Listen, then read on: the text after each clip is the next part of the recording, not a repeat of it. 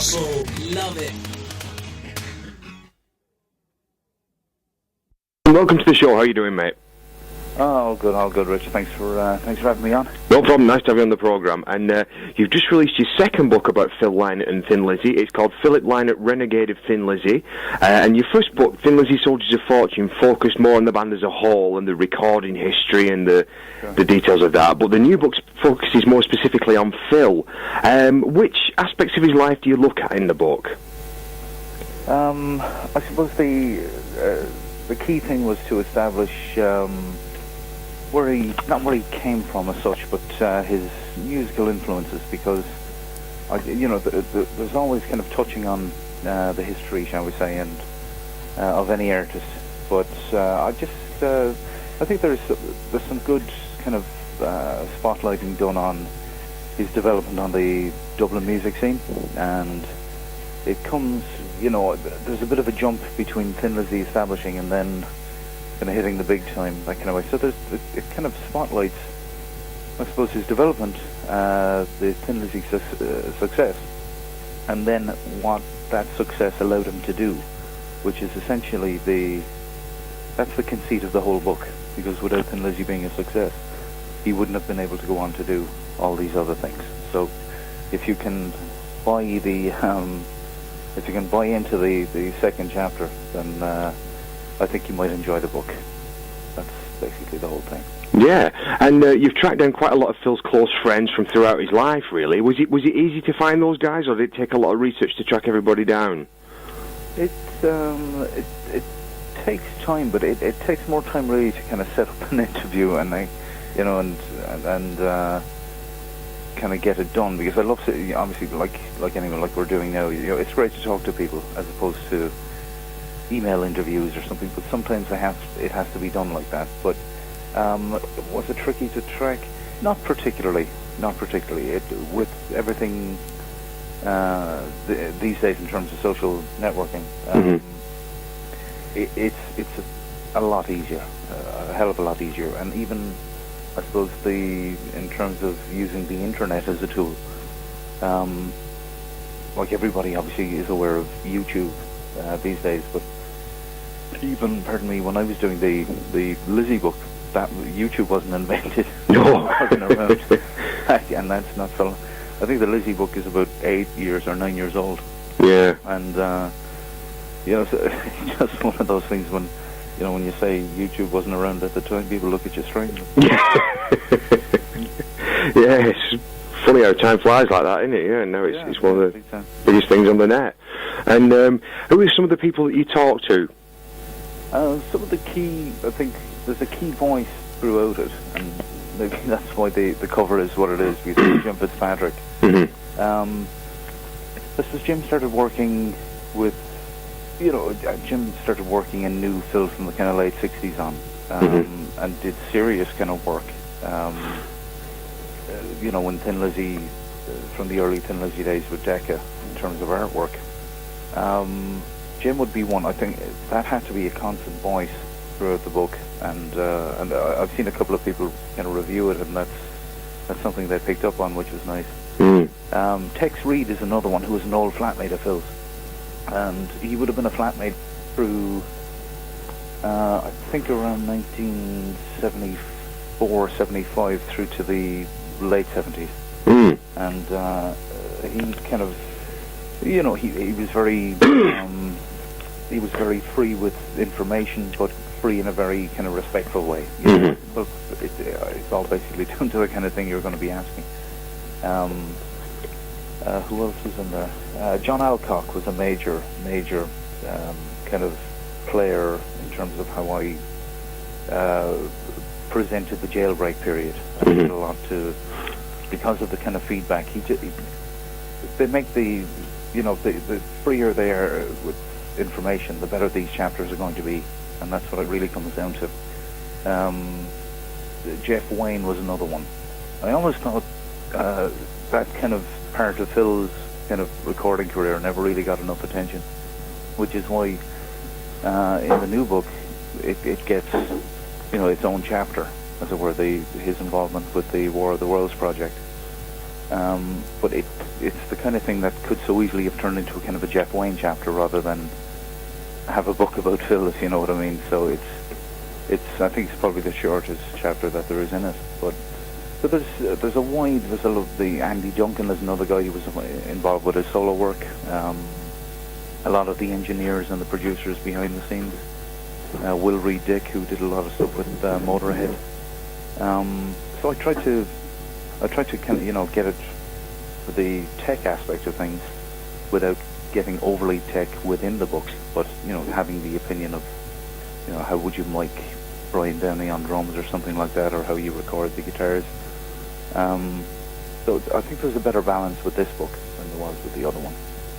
Yeah, it comes across as, like you say, things like Jeff Wayne and also Tex Reed. It's people I haven't really seen interviewed in I can't remember seeing him in any other Lizzy books other than a passing mention. I don't think Tex Reed at all, to be honest. I can remember seeing anything with, and I found it quite interesting reading about Jeff Wayne. And although did it come out in '78 or '79, the finished album, I think it was, but it'd been going on for a couple of years before that. All the planning of it all. So it was that chapter worked really, really well. Yeah. Yeah, it's an interesting kind of thing how long it took. Kind of Phil arrived in and Phil probably did about 2 weeks work on it. Yeah. And did his bit like everybody else. The good story about War of the Worlds, because it's after selling millions. Yeah. And Phil is a small part, as most parts are relatively small. Mm-hmm. But the album has sold upwards of 20 million copies, and but the good story about it is that Richard Burton, I think, had been signed for maybe 5 days to do his thing, his narration, and came in. There are photos of it around. All I remember is a photo of him with a bottle of Coors. I think he finished his narration in 1 day. Right. And did some kind of post-production work later on, but for a couple of hours. But the whole thing, was a good chapter to try and actually write, because the focus obviously had to be kept on Phil. So just take a couple of people out, and because I think there was a reference to a later album that was planned by Jim Fitzpatrick. What's it called? Aaron Saga. That's right. Yeah. Like Aaron Saga did come out. That did come out in the late '80s. After Phil's death, but with no input from him, in a way. But had he been involved in it, I think it would have been a very different project. And an interesting one, certainly, Yeah, definitely. He could have taken what he did on War of the Worlds, and bring it to a new project. Yeah, taking it to another level, yeah. And what impressions of Phil were you left with after looking into his life in more detail with this book and talking to his close friends? It's, the impression is much the same, really, as the last time round. I think you get I get a very strong impression of how his friends think of him, miss him, and, in terms of as a family member, as a friend, as a colleague. There isn't anything really that... It's like anybody who's after losing someone at whatever age, type of thing, There's a sense of there's somebody not here, and there's somebody maybe should be here, and there is that thing. But my impression is always very positive. I can't believe the amount of work he actually did.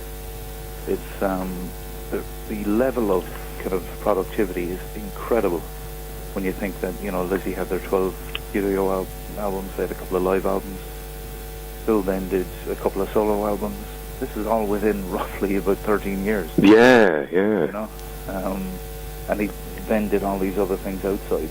There's a lot of the things that he did outside of Lizzy that remain unpublished, but that might not be for too much longer, considering that the record company and the estate seem to be reissuing various albums with bonus discs of material.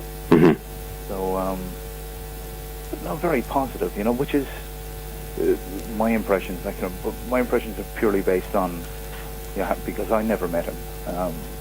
My impressions are purely based on the people I talked to. Yeah. But very upbeat and very.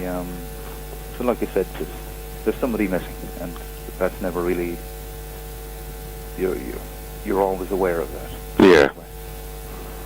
Okay, and I believe that this book is the second in a planned trilogy about Philip and Thin Lizzy, is it? Yeah, it's like Soldiers of Fortune was the first, so that was just an out-and-out kind of Lizzy bio.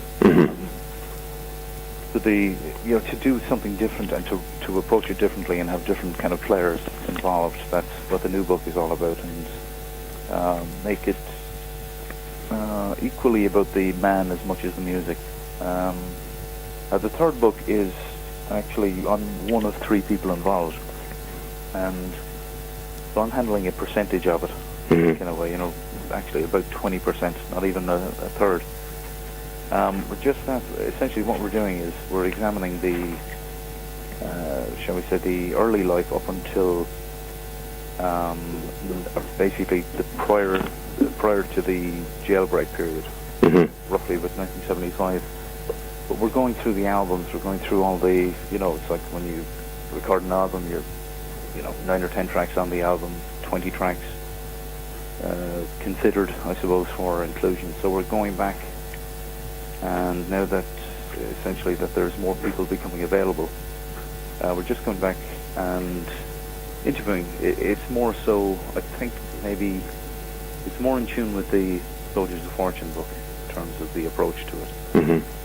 But it's broken down into 3 sections. So it's literally got the early days through to the fighting prior to the breakthrough period of jailbreak. It then runs from that period through until Phil's death, and then it's thereafter. So it's a very different approach, as much as the new Renegade of Thin Lizzy is a different approach to Soldiers of Fortune. So it's exciting. So, but thankfully I've only got about 20% of it. I think I've got the last part. Right. Post Thin Lizzy. But then again, that could change. It really all depends on how the other parts go. Well, keep us posted on that, because you're always welcome back on the show in the future. Let us know about that one when it's ready to roll. And finally, where can people order the current book, Alan, the Renegade one? The Renegade book is on Amazon. It's on the bookshelves in Eason's and Waterstones in Ireland. That will soon be applicable, I've been told, in the UK. And but for the most part, you'll get it at Irish Books Direct. Pardon me. irishbooksdirect.ie and Amazon, but all of the online bookstores have it. No problem, good stuff. I think some of the best prices are probably Amazon. They can be fairly competitive there. Good stuff. Okay, well let's close with a couple of tracks now, Alan. Which would you like to pick? A Thin Lizzy number and one of Phil's solo tracks. Lizzy. How about Don't Believe a Word? That's always a good one. Yeah. A solo track. How about Kathleen? Yeah, that's another good one. We'll play both of those.